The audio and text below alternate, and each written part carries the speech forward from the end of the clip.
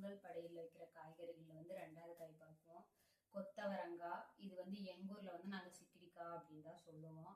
இது வந்து பொங்கல் டைமில் தலைமையில் வைப்போம். அதே மாதிரி இது நன்மைகள்னா, இது இருக்கிற நான்வெஜ் வெஜ் ஃபுட் எல்லாத்துலேயும் முதன்மையானது இந்த சிக்கிடிக்காயில் வந்து புரோட்டீன் வந்து நிறைய ஜாஸ்தியாக இருக்குது.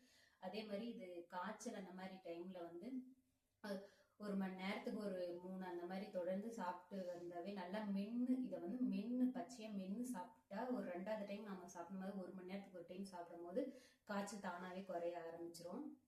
அதே மாதிரி சுகர் பிபி இருக்கவங்களாம் இது வந்து நல்லா மென்று சாப்பிட்டா ரொம்ப நல்லது. பிபி இருக்கவங்களுக்கு வந்து அந்த மயக்கம் வர்றது வந்து இருக்காது. நரம்பு சார்ந்த பிரச்சனைக்கு வந்து இது ரொம்ப நல்லது. அதனாலதான் நம்ம முன்னோர்கள் வந்து இதை வந்து இந்த காய்களை வந்து படையில வச்சிருக்காங்க. ஓகே, அடுத்த வீடியோல பார்ப்போம். பாய்.